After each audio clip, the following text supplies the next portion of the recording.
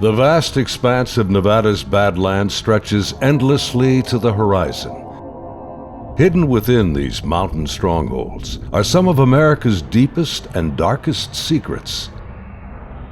Secret aircraft and the other legends of Area 51.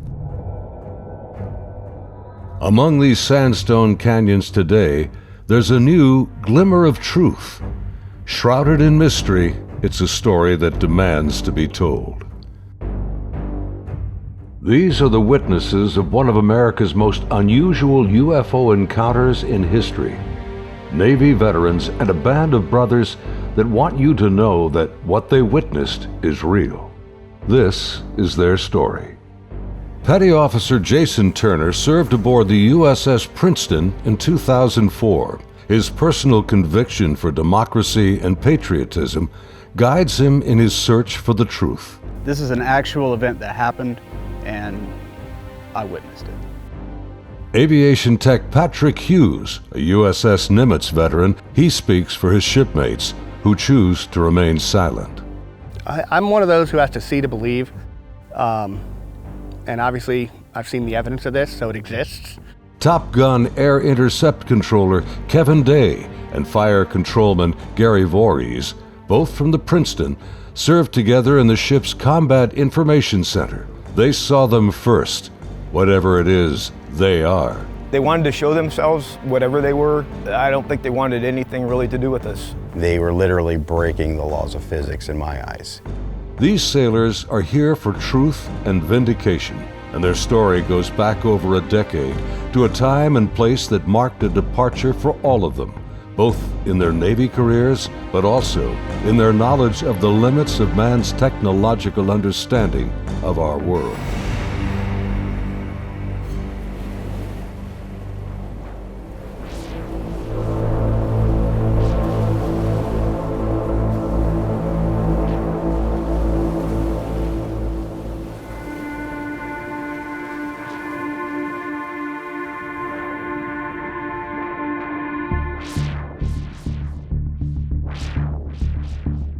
Looking out over the ocean toward the horizon, sun, sea, and sky form an endless vista, a never-ending cycle of tide, wind, and waves. Here, far from shore, strange events have unfolded. These stories stretch the boundaries of our imagination and challenge our beliefs.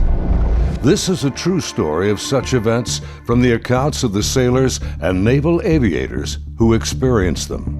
Professional military service members who want the world to know that what they encountered is real. Even more troubling, our military has no explanation.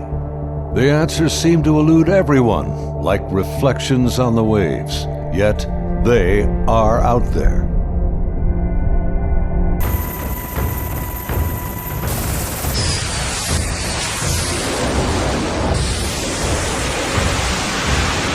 November 10th, 2004.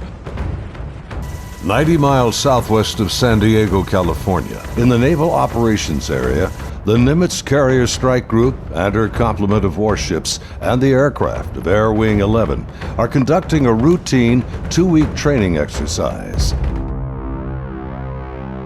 Nearby, the guided missile cruiser USS Princeton has been tracking unknown aircraft that appear and disappear from her sophisticated Aegis radar screens. The Spy 1 Bravo radar is one of the most advanced sensors ever deployed. Princeton's main role is air defense of the strike group, and Operations Specialist Senior Chief Day is in charge of protecting the airspace around the Nimitz. And my job was to man the radars and ID everything that flew in the skies. And I also sat a position called Anti-Air Warfare Coordinator, where if we ever had to go to war, I was the guy that was going to launch the missiles and kill shit. In addition to that, I was the Air Intercept Controller. When the Super Hornets take off the carrier, I'm the guy that takes control and takes them to the fight and gets them home safe. And there was a lot of experience in that room. The captain had 28 years, I had 18 years. And the Aegis ship is our newest weapons system afloat. It's got the Spy 1 radar system, the phased array radar system, and I was an expert on that. Inside the Combat Information Center, Chief Day's attention is focused on a group of unknown aircraft on the Spy 1 screen. He's trying to identify them. I was on watch, and we were probably 100 miles, I forget how far exactly that day we were, off the coast of San Diego southwest, kind of off the coast of Mexico, Baja. And I started to notice these weird tracks that were popping onto my radar coverage right about on San Clemente Island. And the reason why I say they were weird, because they were appearing in groups of 5 to 10 at a time, and they were pretty closely spaced to each other, and they were 28,000 feet going 100 knots tracking south. And in the back of my mind, I'm thinking, you know, that's kind of odd. I mean, I don't know anything that flies like that. They weren't on the comm air routes, the commercial airline routes. I wasn't really that concerned about them. I didn't consider them hostile for any reason at all. Another watch or two, as I'm watching, the same formation appeared again. And over the course of 3-4 days, it probably counted up to that point, groups of 5 to 10 at a time. There were probably 50, 60 tracks by then. Today, Kevin and Gary are still looking for answers. They've known each other for over a decade since their Navy days. Gary was a third-class petty officer and fire controlman back then. I worked on the Aegis computer system on a CG-59 guided missile cruiser, the USS Princeton. I'm in charge of CEC and data recording and maintaining and operating all the mainframes that run the system. They're both becoming increasingly frustrated in their attempts to ID the strange aerial objects, which have no transponders and fit no known flight profiles. The guys that work on the Spy 1 Bravo radar, they had come across and said they needed to take the system down for recalibration because they were getting clutter or ghost tracks, and they needed to recalibrate to get rid of them. Then once they did finish all that recalibration, bring it back up, the tracks didn't disappear.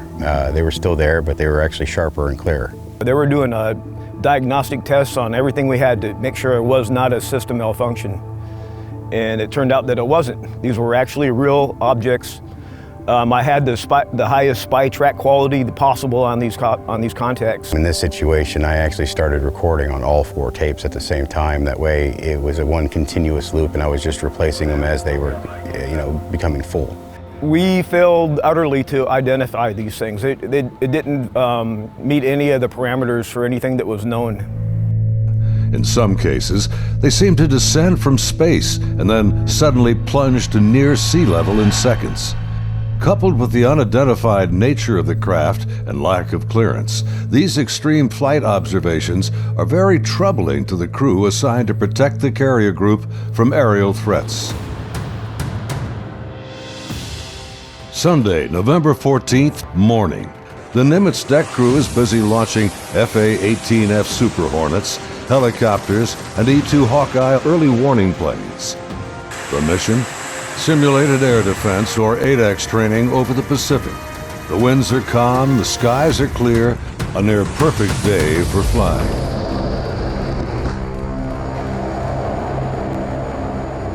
As they launch, the Black Aces squadron has no knowledge of events happening nearby. In the back of my mind, that's when I determined I was going to become concerned about these objects, is we were getting ready to launch a whole bunch of aircraft in that same piece of sky. Fast Eagle climbs out to 20,000 feet and heads to the cap station about 40 miles south of the carrier. The cap is a rendezvous point used to form up with the other airplanes. Just 25 miles separation. The commander of Fast Eagle has over a decade in the air wing. His wingman for the day is a new pilot, a young officer on her first carrier deployment. She's paired with a senior pilot, her backseat weapons system officer for the mission. He will manage navigation and the advanced radar and targeting pods on the aircraft.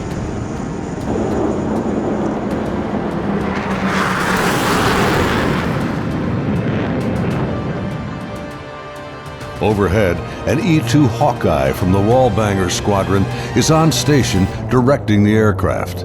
Banger provides eye-in-the-sky command and control during carrier flight operations. Back in the Combat Information Center on Princeton, the mysterious objects are back.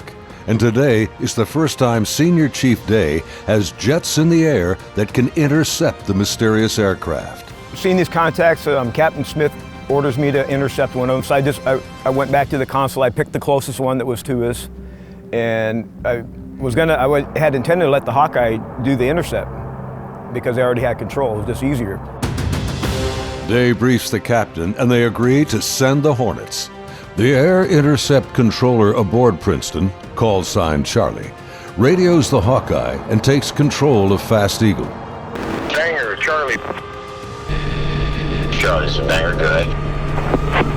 Banger, Charlie. Do you hold unknown air contact, bra, 270-48, 28,000 feet, bogey. Charlie, banger, negative. Radar picture is clean. The E-2 radar operators have been frustrated in their attempts to get a radar return on the unknown aerial target that Princeton is tracking. Even with their 24-foot radar dish, they can't get a lock on the object. Banger, Charlie. Transfer Fast Eagle flight to Charlie Control, button 13. We have a real-world tasking for them. Charlie, banger, roger. Fast Eagle, Charlie, stand by for real-world tasking.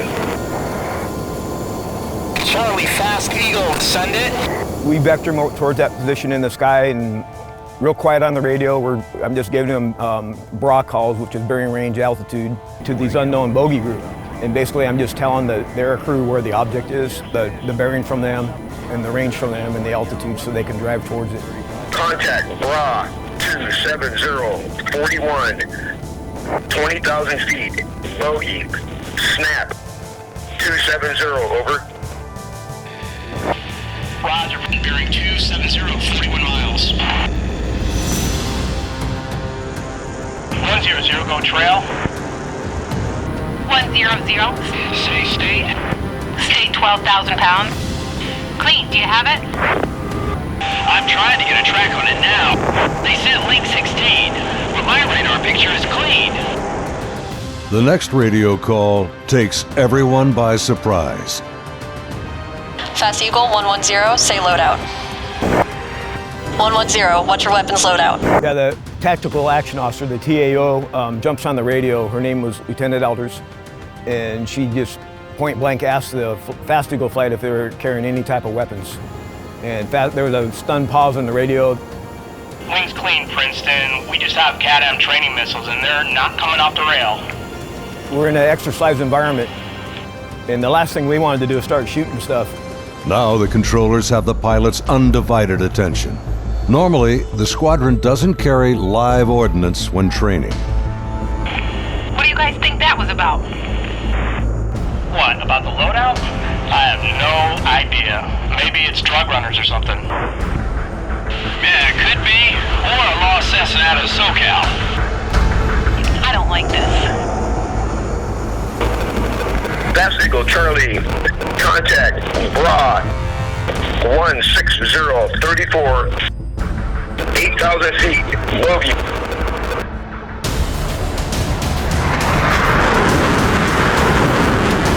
Roger, 34 miles at 8,000.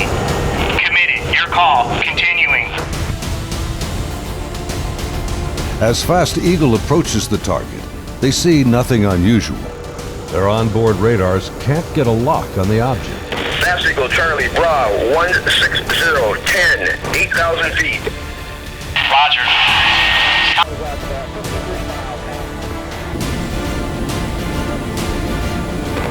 Fast Eagle, Charlie, merge plot. Basically what the merge plot means on the radar, you got two objects in the same vertical piece of sky, so when I'm looking at the 2D display, it looks like a one radar blob now. Confirm the object appears stationary.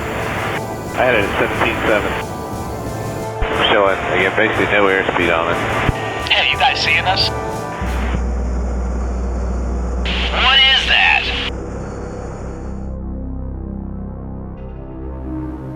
As the Super Hornets approach the target, they see a disturbance on the ocean surface.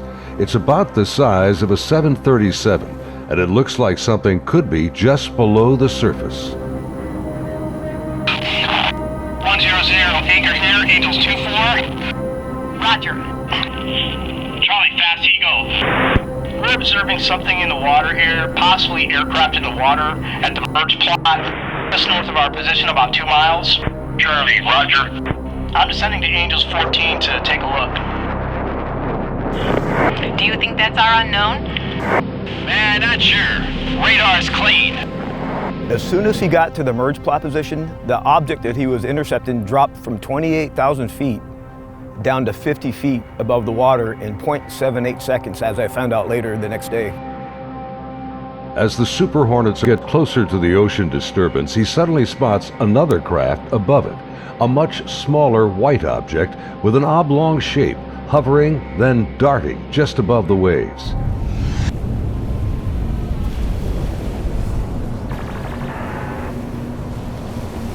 The object is moving around erratically, seemingly focused on the white water. The shape is similar to a Tic-Tac. It's smooth like porcelain. It's not an airplane.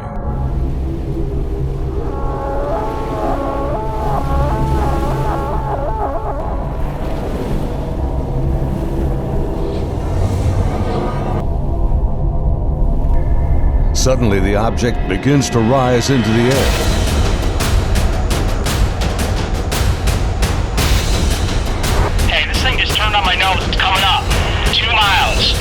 The strange craft begins mirroring the turn rate of Fast Eagle. Charlie 1 Vulgate, 287, 2 miles, Angels 5. The object is now at his 3 o'clock position as he continues to turn with it. He's turning hard at 3,000 meters. We had the external communications in the speaker in combat so everyone could listen to it. And the next thing I hear in the radio going, oh my God, I'm engaged, I'm engaged. 1,000 meters, he's southwest, Angels 8.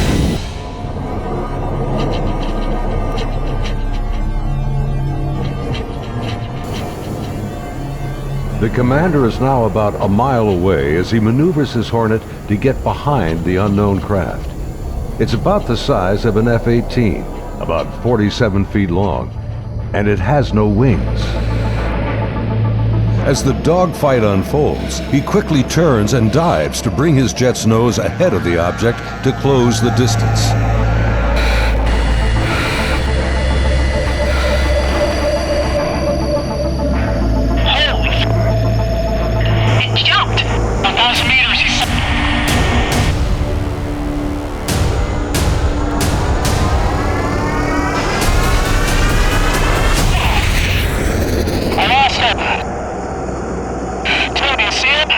Suddenly, the Tic-Tac rockets past. It's gone beyond the horizon in the blink of an eye. I saw it go 137. No tally. That didn't just happen. Say again. Fast Eagle Charlie, sir, you're not going to believe this, but the bogey group is now back at your cap station.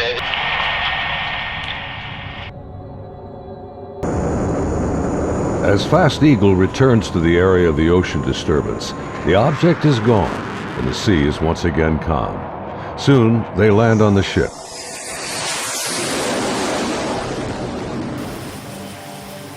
Back on board Banger, the flight crew has been listening to the radio transmissions from Fast Eagle. The crew has been tracking the intercepts on their advanced display systems called the CEC. One of the radar operators, who wishes to remain anonymous, describes hearing the fear in the pilots' voices, and he knows this is no drill. I had a good friend who flew on the Hawkeyes. We've been calling him Roger to protect his identity because he didn't want to come forward at this time, but he wanted to contribute to the story to verify that it actually happened. So there were 5 people in the airplane. Roger would have been sitting in the radar officer seat, which is towards the back middle of the plane. To the side of each one of them, or behind them, depending how the chair's rotating, is a window. Suddenly, his attention is drawn to something outside the Hawkeye. He and the entire crew watch in disbelief as a Tic-Tac object suddenly forms up on their E2 and then just as quickly shoots away from sight. The crew is left in disbelief.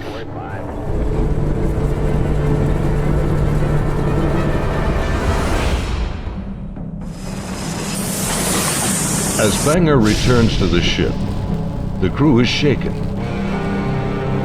The highly unusual events are troubling, but what happens next has haunted them to this day. U.S. Navy officers quickly arrive and escort the aircrew to a secure space on the ship. As the crewmen begin to take off their flight gear, an officer begins the debriefing by telling them this event did not happen, and they are given non-disclosure agreements to sign. They are warned to never discuss this event again. Again, we're preparing for the air defense exercise. So now we got all the squadrons launching off the carrier because they're all up going to do their functional check flights. Senior Chief Day watched in disbelief as the Tic-Tac UFOs reacted to the incoming fighter jets. All the objects in the sky, they all dropped out of the sky from 28,000 feet down to 50 feet. Based on the Spy 1 Bravo radar system, the object descended at over 24,000 miles an hour. It was unbelievable because normally what would happen if a normal aircraft did that? First of all, it would fly apart. It wouldn't be able to withstand the G-forces, and there would be multiple sonic booms. It would be boom, boom, boom, boom, boom, boom, boom, boom, boom, and this did not make any sonic booms. From what I observed, I saw that it went from, right around between 25 and 30,000 feet down to sea level and below sea level. Contact, tag number 042. Below sea level was confirmed to me by the actual sonar techs that were in combat, in communications with other techs that had said they had an active track on it under the water.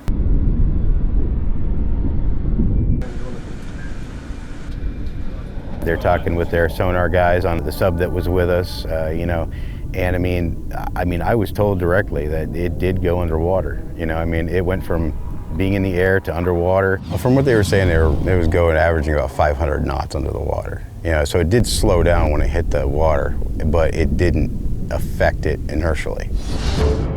After the intercepts, both Kevin and Gary climbed up to the ship's bridge wing to get a better view of the objects through the binoculars. We'd go up to the bridge wing and look at them through the big eyes, which is heavily magnified binoculars that are out on the bridge wing of the ship. Even when I was off watch, I was usually up in combat anyway, and I was sitting at the console. I just picked the closest object to us, and I got the relative bearing from the ship, slave over to the relative bearing of about the right altitude, and saw this white light in the sky. The movements were smooth to erratic. They just moved from one point to another. It was always a very sharp and clean movement. It always felt like a constant speed, not like speeding up. Just it needed to go to that point, and it decided to do it at this speed. And then it would just go from nothing to the speed they were going to go, and then stop at the next point. Meanwhile, back on the Nimitz, aviation tech Patrick Hughes is working to secure the classified data recorders from the Hawkeye that encountered the Tic-Tac. We pull out their hard drives. We call them RMCs, we call them bricks because they physically heavy like a brick. But they contain the software to run the airplane. And they also record a lot of the data that the aircrew sees during the flight. So we take the removable stuff, we take it out, we go downstairs, back to our shop. Patrick's job involves tracking the chain of custody of the hard drives. Then we open up the safe, put them in the safe. We've got tracking sheets so we know what RMCs are on what airplane. We know who signed them out, who put them in the airplane, who took them out of the airplane.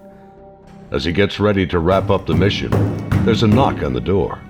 Our commanding officer's there, two other guys in flight suits who I'm assuming were Air Force officers, because pretty sure that's the insignia they had on. But they were not on the ship earlier. I did not see them come on the ship, so I'm not sure how they got there. But the skipper basically said, I need the bricks off the flight. We opened the safe, we put them in the bags. He took them, he took his two anonymous officers and left. The officers, with the classified hard drives in hand, soon board an HS-60 Seahawk helicopter and leave Nimitz.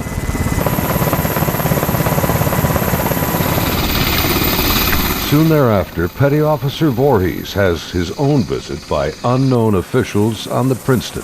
Once they landed and everybody got off, then about maybe 20 minutes later, I got called in to have all my data recording tapes turned over.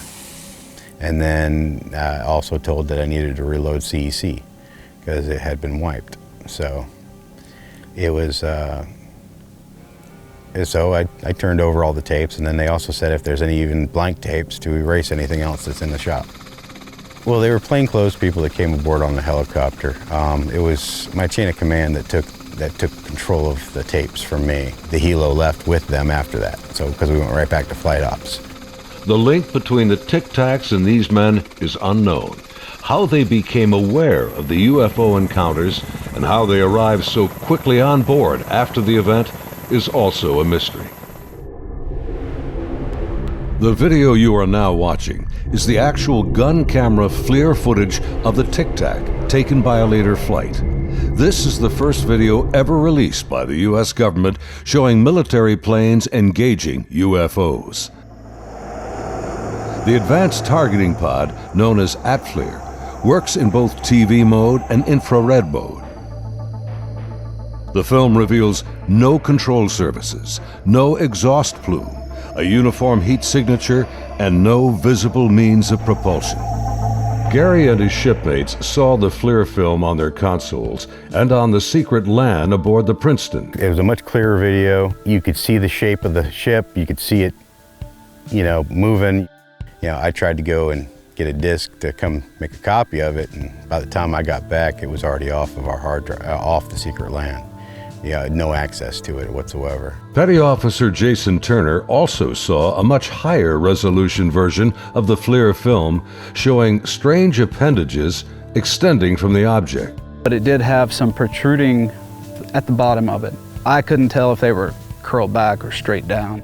Jason says the video was approximately 10 minutes in length and much longer than the video that has been released. I saw this video playing and I'd ask him, is this what we're training, or what's part of this training that we're going through? And he said, no, this is real life. And when I saw it, it was a very clear image, a very clear video, and this thing was going berserk, like making turns, like it's incredible. The amount of G-forces that it would put on a human that this thing was doing. The jets were like trying to trail this thing, and it would just run off and leave them. It would just poof, gone, and then it would come back, and then you would see it, and then it made a maneuver, like they were chasing it straight on. It was going with them. This thing stopped, turned, and just phew, gone. That's the only way to describe what it looked like. Dude, this is a fucking drone, bro. There's a whole fleet of them. Look on the ASA. My gosh. Just 11 years later, fighter jets from USS Roosevelt filmed this anomalous object in 2015. Well, if there's look at this thing. It's rotating. Like the Nimitz encounter, they too were conducting routine training when fleets of UFOs were encountered by the pilots. The Nimitz encounters remained cloaked secrecy for over 13 years.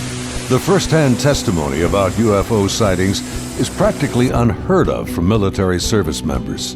Thanks to the brave and honest accounts of the sailors and naval aviators who have come forward to relate their experiences, and of the remarkable videos they filmed that day, the silence has been broken. I dealt with this all on my own for many, many years, and it was not a very pleasant journey to go through, because no one really believes you. But now things have changed, and anyone out there that's struggling with this and wants to reach out, there is now a group that you can reach out to and get help and support and vindication. It's honestly been a little relieving to be able to actually talk about it and how important that event really was, and not just keep blowing it off. There's people out here that really need to know and want to know, and you have the support of me and Kevin and my other shipmates that have come forward and decided to talk about it. My role is to describe the story and convince people that yes, this event really happened and these objects were really real, but what they are, I have no idea. It is something. I want to know what it is. That's the whole reason I chose to come forward to contribute to the story, because there is a story here, there is more information here. And the more of us that talk about it, the better chance of the full story coming together. And it's vindication for us that other people are looking into it, and you know, we finally tell our story and people listen. If you need to get a hold of us or would like to talk to any of us, Kevin, me, or any of the other guys that have come forward, there'll be an email address at the end of this video that you can contact them and they can get a hold of us. If you or someone you know has witnessed unknown objects from military ships or planes, please contact us at the address on your screen. You can remain anonymous. As we strive to understand these encounters and come to terms with what they mean, there's something far beyond the horizon and the limits of our comprehension waiting for all of us.